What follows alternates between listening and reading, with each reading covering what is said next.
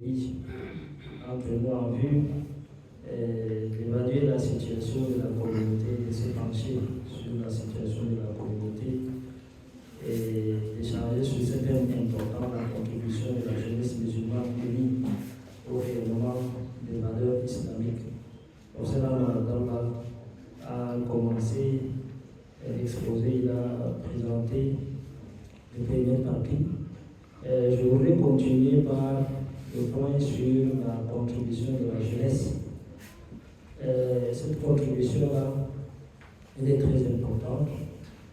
Elle peut se faire à travers ce que les gens appellent de nos jours le volontariat, l'entrepreneuriat et le leadership.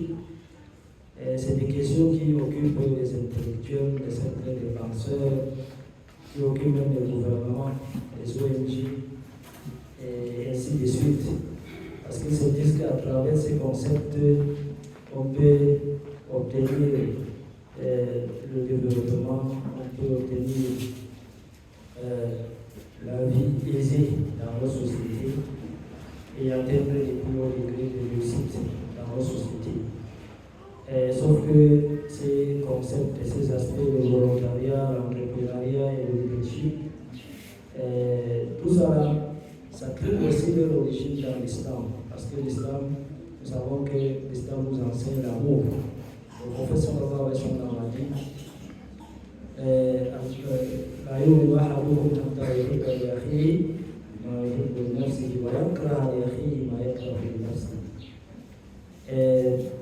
pour moi, c'est ça le volontariat en fait. C'est aimer pour soi ce que l'on aime aimer pour l'autre ce que l'on aime pour soi-même. Détester pour l'autre ce que l'on déteste pour soi-même. Et ça, ça se vérifie facilement dans le cadre familial, dans le foyer. Dans la famille, ça se vérifie facilement. Vous allez trouver que le chef de famille, le père, il aime pour tous les membres de la famille, pour son épouse, pour ses enfants, ce qu'il aime pour lui-même. Il déteste pour eux ce qu'il déteste pour lui-même. Et qu'il a le souci du bien-être de la famille. Et il se bat, il se fatigue pour que la famille vive à l'aise. De la même façon que ça se vérifie dans le cadre familial, il faut que ça se vérifie aussi au niveau communautaire. Il faut que l'on se fatigue pour la communauté. Il faut qu'on porte les soucis de la communauté. Et c'est à peu près cela le volontariat. Il faut qu'on se fatigue pour la communauté. Et l'entrepreneuriat, ça trouve aussi ses origines dans l'islam. Le professeur sallallahu alayhi wa sallam, celui qui commence une bonne chose, qui entreprend une bonne chose. Nous savons que même ces activités associatives ont été entreprises un jour. Je pense que la CAPS a été créée en 1998. Et de cet temps-là, de cette date, la CAPS a continué d'exister à travers ses actions et ses activités. C'est-à-dire que les premières personnes qui ont pensé à entreprendre cette activité, et ils ont toujours des récompenses. Ceux qui ont créé la GIC, l'association qui nous réunit aujourd'hui, ils ont toujours des récompenses. Et l'entrepreneuriat, ça se fait dans tous les domaines. Il y a l'entrepreneuriat social. Nous savons qu'il y a un chef Yahya qui a Yaoundé qui fait le Sawaïba. Il s'est rendu compte que dans le groupe WhatsApp, il y a beaucoup de suiveurs de Sawaïba. Il a lancé une contribution de ses suiveurs, de ses abonnés pour aider les orphelins. Les gens ont commencé à proposer et puis ça a réuni beaucoup d'argent. Il a créé une association pour aider pour créer une orphelinat, pour venir en aide aux orphelins. C'est un entrepreneuriat social. C'est-à-dire que chacun de nous peut faire ça, c'est plus bon. C'est selon son domaine, selon ses capacités. Mais il a réfléchi jusqu'à ce que de nos jours, son association est gérée carrément par tout un bureau. Parce qu'il y a beaucoup d'activités pour recevoir les contributions, pour aider, pour faire ceci. Pour dire que l'entrepreneuriat, ça trouve aussi son origine dans les enseignements de notre religion, l'islam. Il faut être entrepreneur. Non seulement pour soi-même individuellement, il faut penser à soi, se projeter dans l'avenir entreprendre quelque chose qui peut nous être utile dans l'avenir, entreprendre une activité, entreprendre des études qui peuvent être importantes pour la communauté, pour la société, c'est important. Et aussi entreprendre beaucoup de choses. On peut devenir un entrepreneur politique. On a vu le cas de Cheikh Youssou Diallo au Mali. C'est quelqu'un qui a étudié un métier, qui a fait l'université islamique de Lille, qui a fait aussi des études, mais il est devenu à la fois un intellectuel accompli, un politicien, tout ce que vous voyez. Donc si c'est là où vous voyez que vous pouvez le remplir. Il y a le leadership. Vous dites que bon, il faut être, comme on est chef de famille, il faut aussi chercher à être chef dans la communauté. Chef dans le sens d'être serviteur. Et dans le sens de servir l'autre avant soi. Vous savez que le père de famille, quand les enfants ont faim, même s'ils mangent, il ne va pas sentir le rassasiement.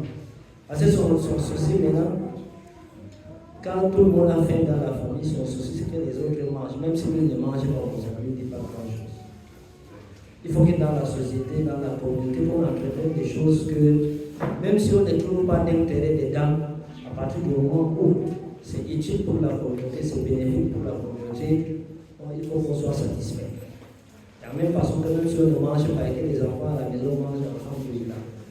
Donc, il y a ça. Et cette contribution-là, ça fait à travers l'entraide. Le musulman doit avoir la culture de l'entraide. Ça veut dire aider. Vous savez que l'islam nous enseigne l'entraide à un niveau même, jusqu'à ce qu'on dit que même si vous entrez quelque part, vous entrez dans une voiture, vous êtes avec des gens, il faut prier pour eux. Vous entrez dans un marché, il faut prier pour eux. Combien de fois, quand vous vous retrouvez avec des gens dans ce genre d'activité, il faut prier pour eux. Il faut prier pour ceux qui organisent, pour ceux qui participent, et pour tous ceux qui contribuent de près ou de loin à la réussite de ce genre d'événements. Il y a beaucoup d'avantages si on cherche à contribuer pour la communauté. Si cette contribution-là existe, si chacun cherche à contribuer à sa manière, selon sa capacité, il y a beaucoup d'avantages.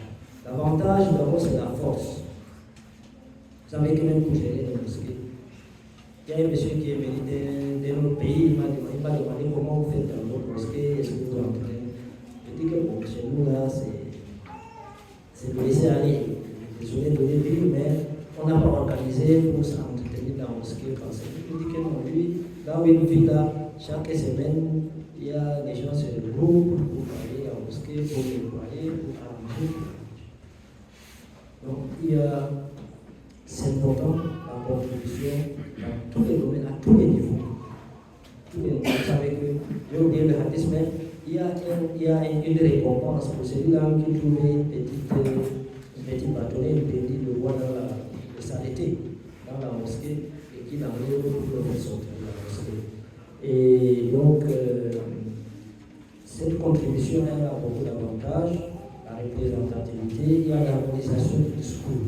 On peut parler d'une seule voix. Et quand dans une société il n'y a pas cette contribution, si personne ne se lève pour contribuer au rayonnement, comme on l'a dit, des valeurs islamiques, il y a la décrépitude, il y a la faiblesse, il y a l'invisibilité.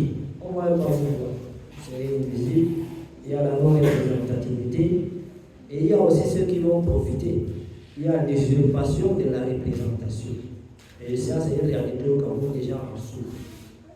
On a laissé la chaise vide et d'autres personnes ont cherché à l'usurper, à le prendre à notre place, à la place de la vraie communauté. Donc, c'est ça. Et pour cela, Marathon est revenu sur l'importance de faire les choses en étant unis, en étant ensemble. Et je vais donc chuter maintenant sur les dangers de la division de ces couches. Donc c'est bien de rester unis comme on a dit, mais si on refuse de rester unis, il y a des dangers qui nous guettent.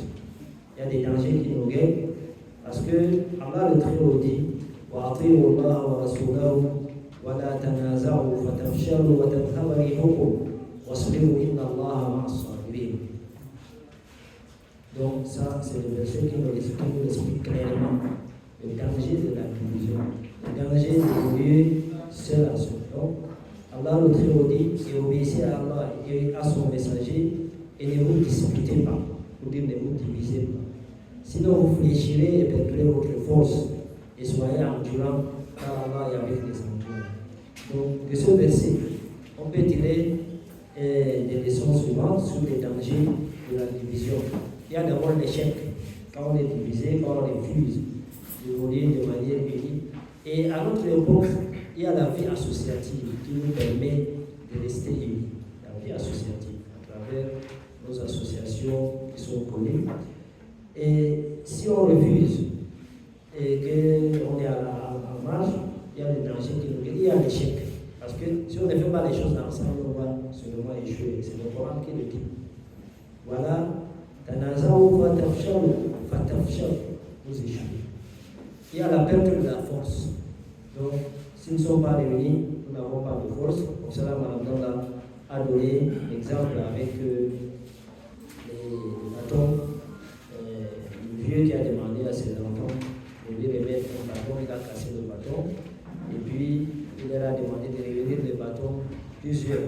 Il leur a demandé de casser, ils n'ont pas pu casser. Parce que quand on est unis, on ne peut pas nous casser. C'est ce qu'en arabe on dit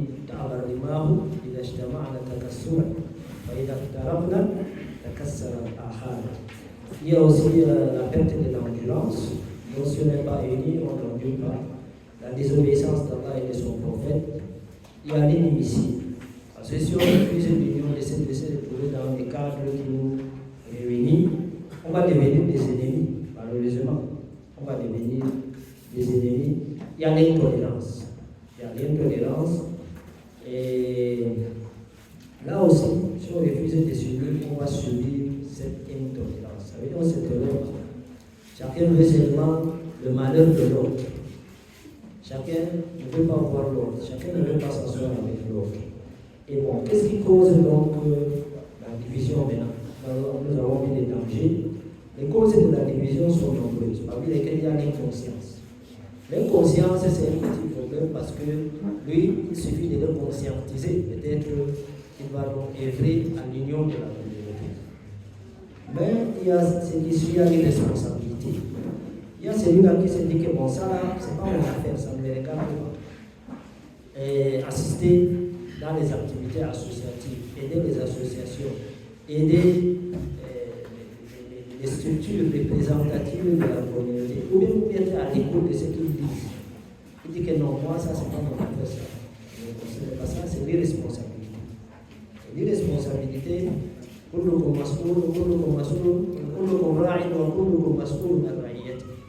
chacun a un niveau de responsabilité dans les actions pour la communauté. Et s'il néglige ce niveau-là, par irresponsabilité, ce qui est sûr, il sera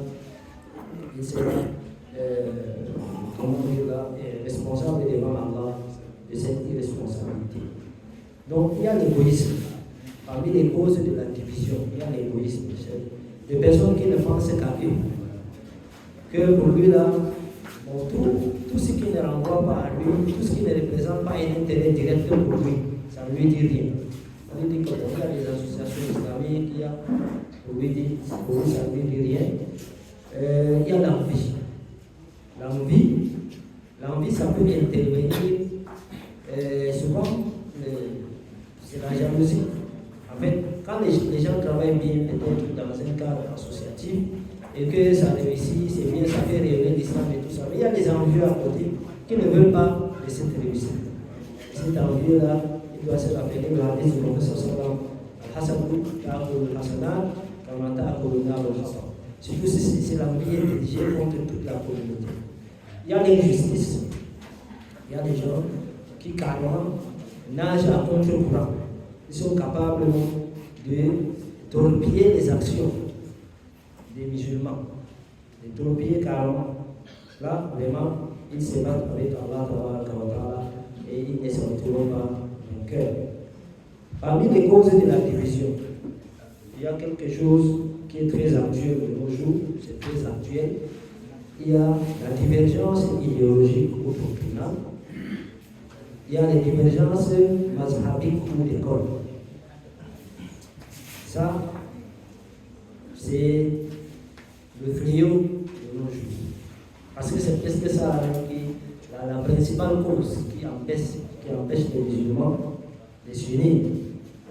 À partir du moment où il y a une divergence entre moi et l'autre sur le plan idéologique, sur le plan doctrinal, je refuse de m'associer à lui. Je refuse d'appuyer ces actions, même si c'est pour l'islam tout le monde. Donc ça, c'est dangereux parce qu'il faut réduire ces divergences doctrinales à leur juste valeur, à leur juste mesure.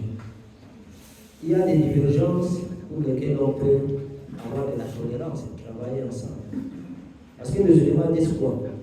Tant que la divergence ne porte pas sur un verset de Coran clair, sur un hadith clair, sur un enseignement dit par un hadith clair, ou bien sur un consensus de la communauté.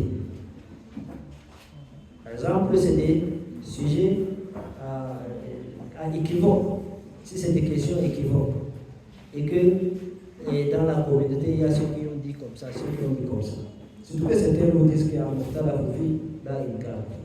À partir du moment où il y a une divergence, et que chacun s'appuie sur un argument solide, vous n'allez pas quand même, vous n'allez pas le condamner pour ça. Et divergence mazhabique et d'école. Et vous savez qu'il y a l'histoire de l'imam Shafi'i qui est très touchant. L'imam Shafi'i, lui, il ne fait pas pour nous au salat tout ce que nous faisons ici, parce que nous sommes de la Turquie. Mais il s'est rendu en Irak. Et que l'Irak, c'est chez Abu Hanifa. Abu Hanifa, lui, pour lui, quand tu pries salat tout ce, tu dois faire pour l'autre. Shafi'i a dirigé la prière là-bas, il a fait pour l'autre, il a surpris les gens. Il dit que bon, toi, tu es d'avis qu'on ne doit pas faire pour l'autre. Mais tu as prié aujourd'hui, tu as fait pour l'autre. Il a dit que non, je suis quand même chez Abu Hanifa dans son fief. Je ne vais pas lui disputer la vedette, mais je ne vais pas lui disputer son masque dans son fief. Pour dire on peut souvent faire des concessions. Des concessions, surtout si ces concessions-là sont faites pour conserver l'unité de la Oumma. L'unité de la Oumma.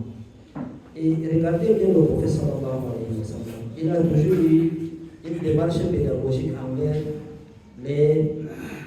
peut-être des oppositions ou bien certains comportements qui émergeaient même à son époque. Vous savez qu'il y a des gens qui ont carrément accusé le professeur sallallahu d'être inéquitable dans le partage du butin. Le professeur sallallahu a été patient. Il a continué de vivre avec eux. Le professeur sallallahu Abdullah ibn Ubay ibn Salul, c'est relaté dans Surat al-Munafiqun, où يخرجن العز من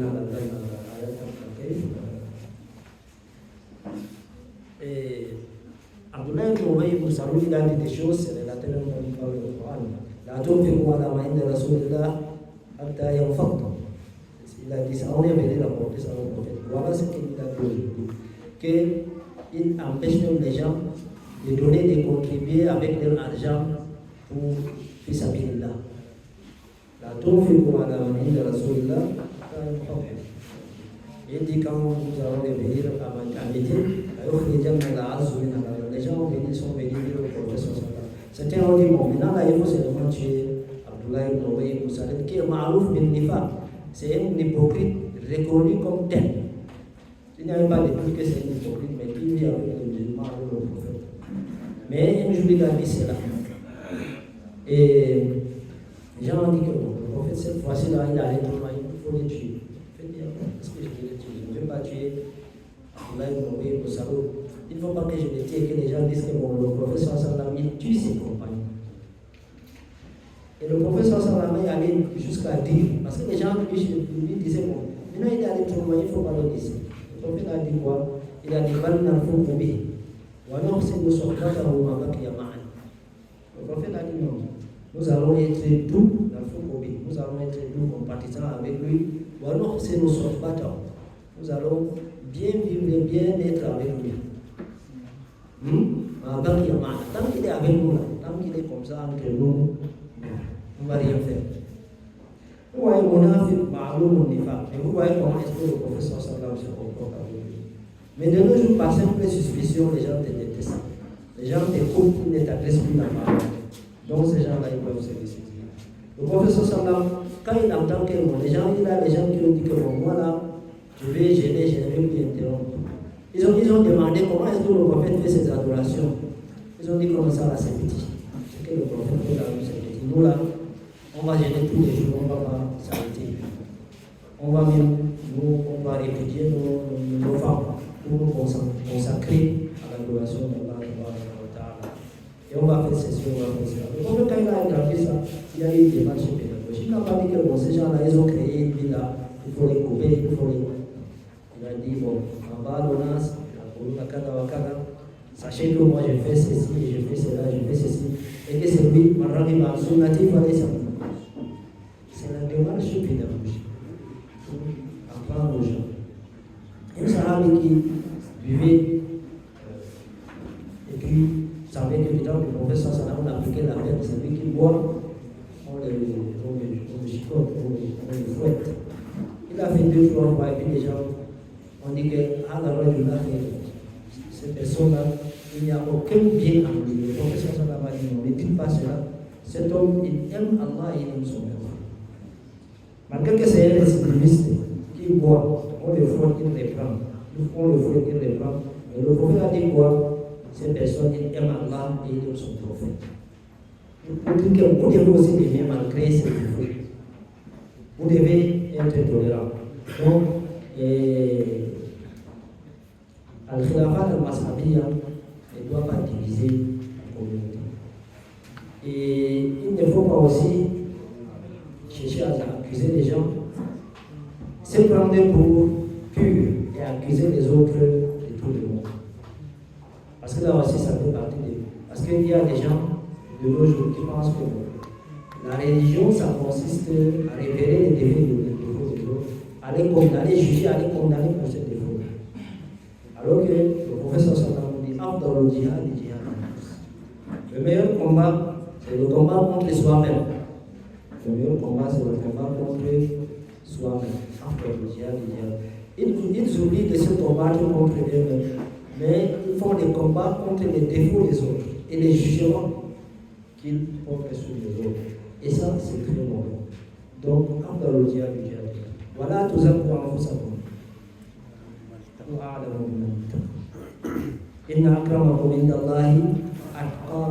Au lieu de chercher à devenir le plus taqi, le plus craintif d'Allah soi-même, de faire des efforts pour ça, on cherche donc chercher les coups sur la tête des autres. Parce que les autres là, il y a deux choses qui vous unissent. Si vous voyez qu'il fait mal, faites la démarche pédagogique comme le professeur Wilson. Apprenez-le. Dites que bon, ça là, c'est pas bon. Et là aussi, votre rôle, c'est limite. Parce que tu dois juste faire le malin. Tu n'as pas le pouvoir de transformer les cœurs. Et aussi, être patient et faire des doigts pour les gens et les aimer, parce que le musulman doit aimer son frère. Al-Muslim wa al-Muslim. Le musulman est le frère du musulman. La yaslimu wa la yahqiru wa la yabi ba'dukum ala bayba. Dans le hadith du professeur sallallahu alayhi wa sallam. Il ne faut pas oublier. Et le professeur sallallahu alayhi wa sallam, je pense que c'est le Coran, et donc, je continue pour dire, pour parler de la vertu de l'union. On a vu les causes de la division, il faut les éviter pour rester unis. Maintenant, quels sont les avantages si nous sommes unis? Il y a la force, il y a la facilité de l'organisation. C'est l'union, par exemple, qui nous a permis d'organiser notre assise d'aujourd'hui. Parce que sans union, on ne peut pas, une seule personne ne peut pas venir placer toutes les chaises, placer toutes les tables, organiser tout ça. C'est beaucoup de mains qui s'y sont mis pour la réussite. il y a aussi la confiance et non la suspicion. L'avantage quand on est unis, on a tous chacun confiance à l'autre. Il ne faut pas nourrir des suspicions pour rien. Surtout que le Coran Allah le dit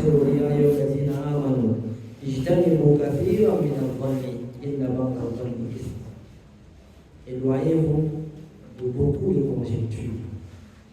Vous qui avez cru, éloignez-vous des conjectures. La conjecture, c'est mal penser en mal de quelqu'un.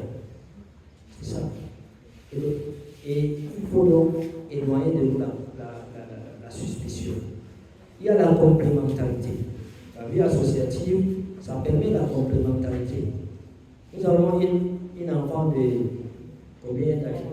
De 11 ans qui fait la 6e, qui est capable de venir présenter une belle poésie. Ça complète les activités de notre assise. Elle a fait sa part. Et c'est pas, même moi je ne peux pas faire ce poème. Malgré que je suis professeur d'arabe, je ne peux pas faire ce poème. C'est très bien fait, c'est très bien présenté. Barakallahu fiha, wa baraka li walidayha, wa albasa walidayha taja. Donc, il y a la complémentarité quand on est unis. Celui qui peut faire le bon poème, celui qui peut dire le Coran, celui qui peut présenter une conférence, un exposé, celui qui peut les transmettre à travers les réseaux sociaux. Chacun a sa part à jouer. Et puis la complémentarité va plus loin quand il y a la coopération entre les associations islamiques. Parce qu'entre les associations islamiques, il faut développer la coopération. Ça veut dire qu'on s'associe, plusieurs associations, pour organiser une activité, pour se projeter, pour entreprendre une action d'envergure pour et donc, il faut aussi la BIA, et surtout que dans ce domaine, on parle de complémentarité et non de l'adversité. Personne ne doit, parce que nous visons tous un même but, qui est le bien-être de la communauté, la promotion des valeurs islamiques, le renforcement des capacités des musulmans dans la connaissance religieuse, dans la pratique de leur religion, dans l'attachement à la religion. Nous comprenons tous ensemble et le bien-être de la communauté.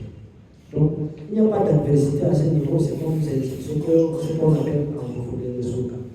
Quand il y a soka là, n'importe qui vient là, il est bienvenu. On fait notre soka. Si c'est pour laver les amis, parce que quand tu réunis trop tes amis quand on était enfant et que tu n'arrives pas à laver, que ça devient très grand, le tas devient très grand. Tu appelles tes amis, venez, on fait des soka. On lave les amis. Quand vous lavez ensemble, donc, chacun ne se fatigue pas trop, puis vous arrivez à faire le truc. Et donc, il y a le relèvement des défis. Le relèvement des défis, ça fait partie des vertus de l'union. Quand on est unis, on peut relever beaucoup de défis. On peut, par exemple, faire une étude sur les choses qui manquent à notre communauté.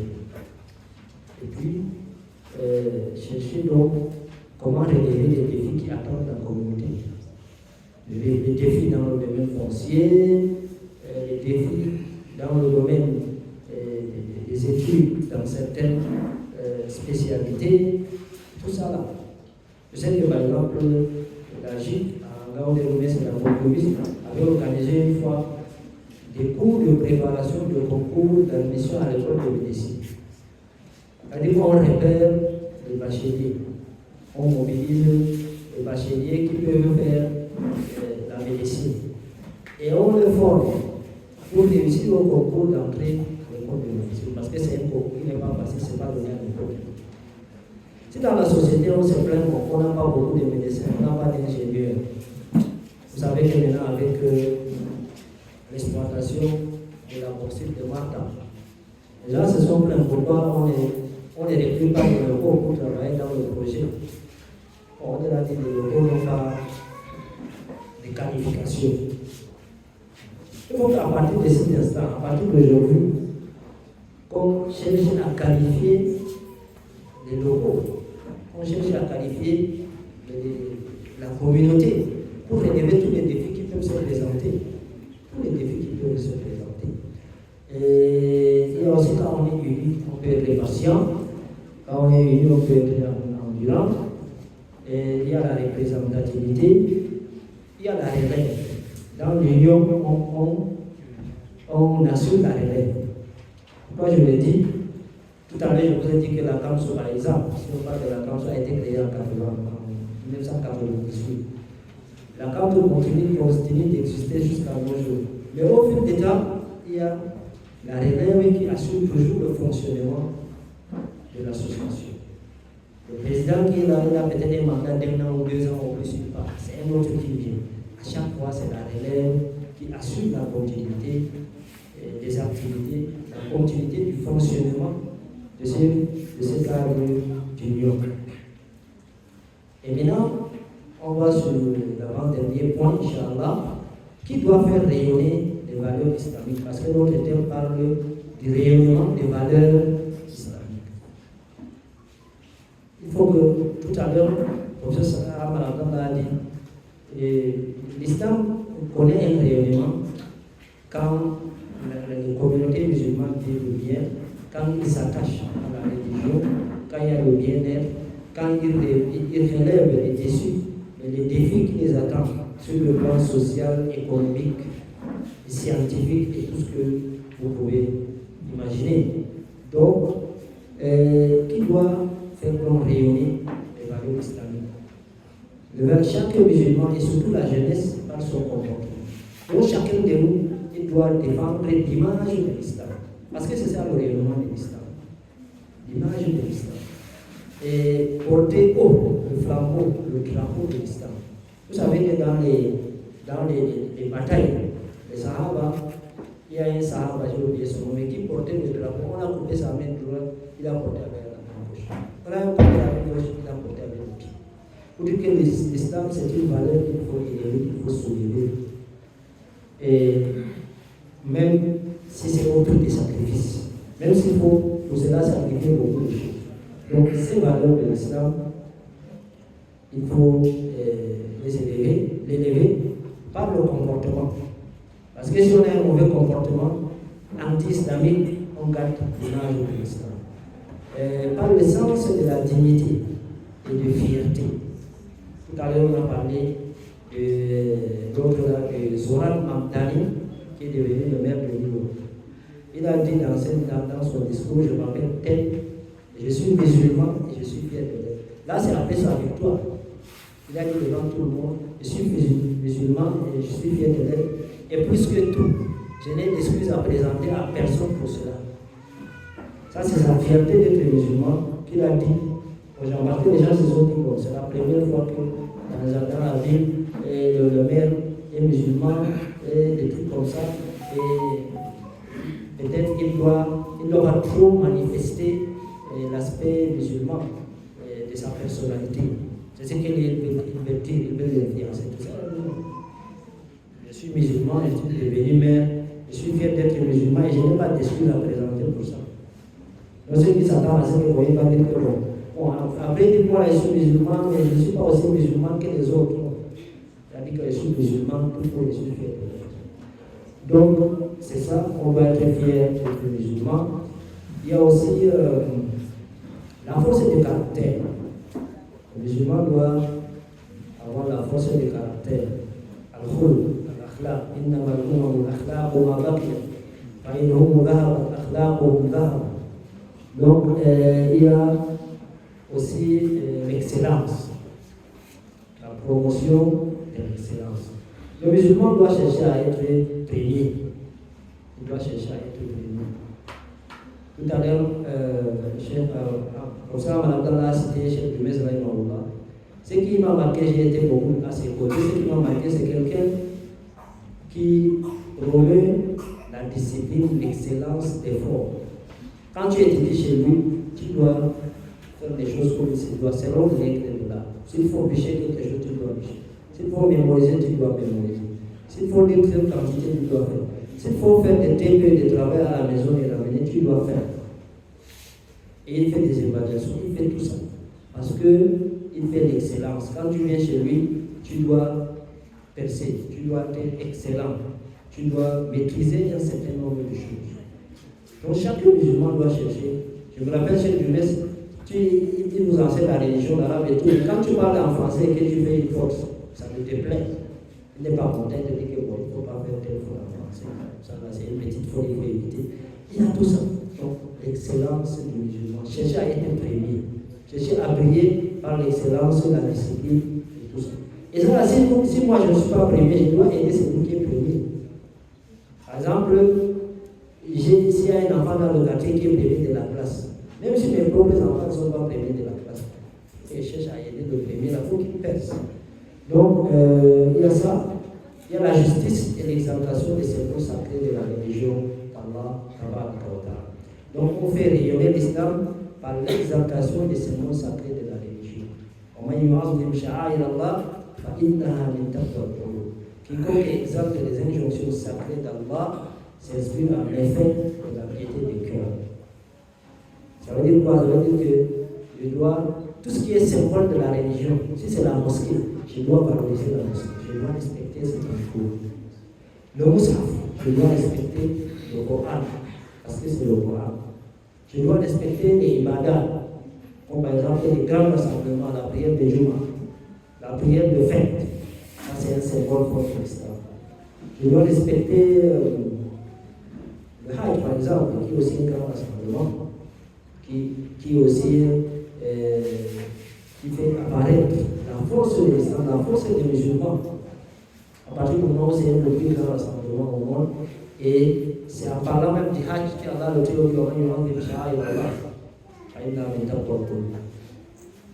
et il y a l'exemple pratique d'ici et d'ailleurs. Les gens qui ont œuvré à rayonner l'islam, ou bien des choses qui participent au rayonnement de l'islam, des choses qu'on peut classer dans la culture islamique qui est ouverte au modernisme. Il y a par exemple l'intérêt de la masse à la religion. Alhamdulillah, dans nos sociétés, ce qui se passe, moi je me dis que c'est positif. Parce que le plus grand nombre s'intéresse à la religion.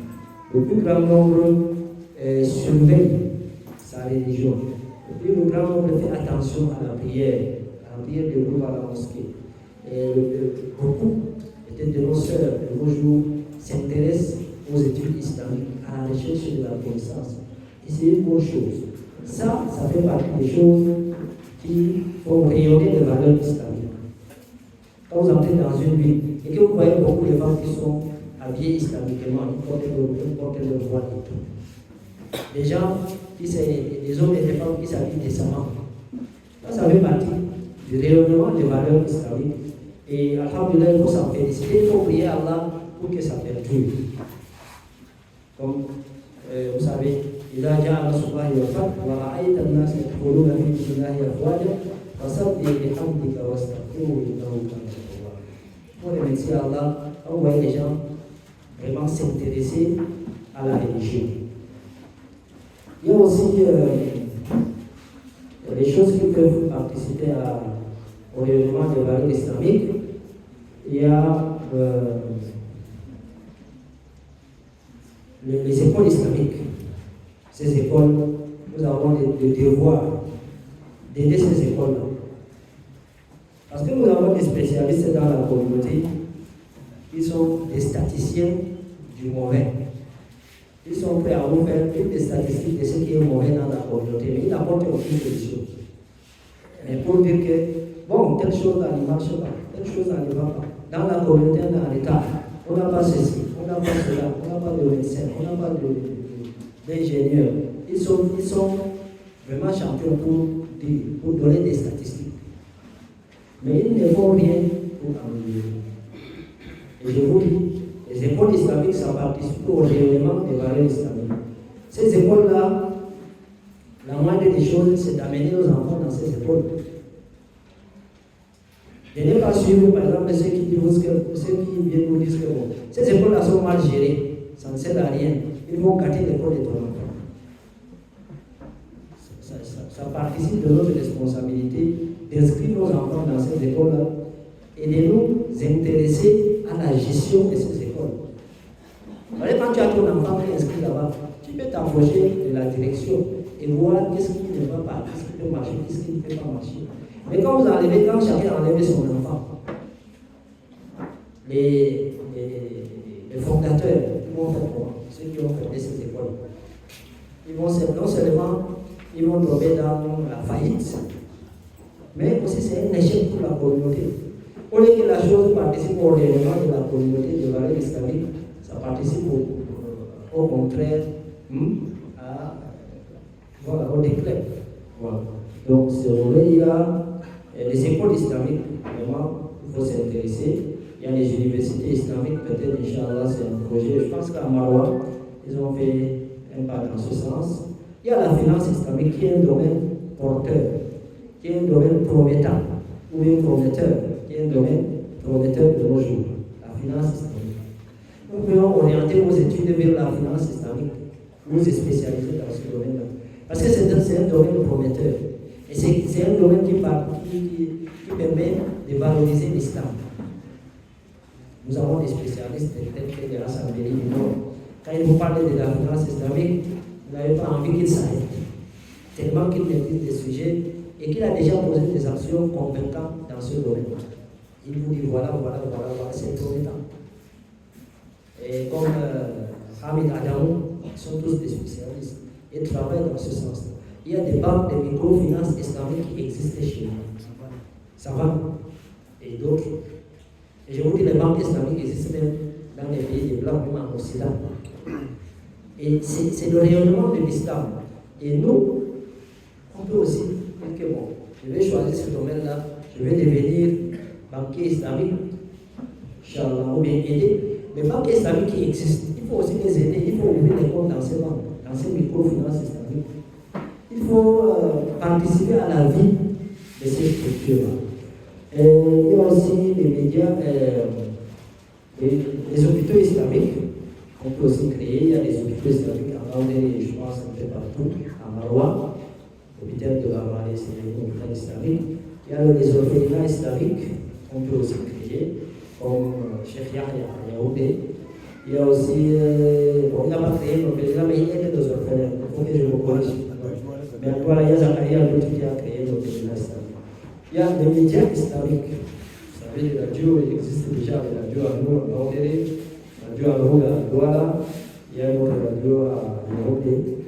On peut aussi créer des médias sociaux islamiques qui peuvent aider, comme Mohamed Ali Bamassabou, et dans sa chaîne de transmission des activités islamiques. Et il y a la discipline de vie islamique impliquant la dispensation des problèmes psychologiques. Quand on vit selon la discipline de l'islam, on n'a pas de problèmes psychologiques. Donc, ce n'est pas comme les gens qui ne sont pas musulmans, ils ont des problèmes qu'ils considèrent tous les jours des psychologues. Voilà, et il y a la coopération entre les associations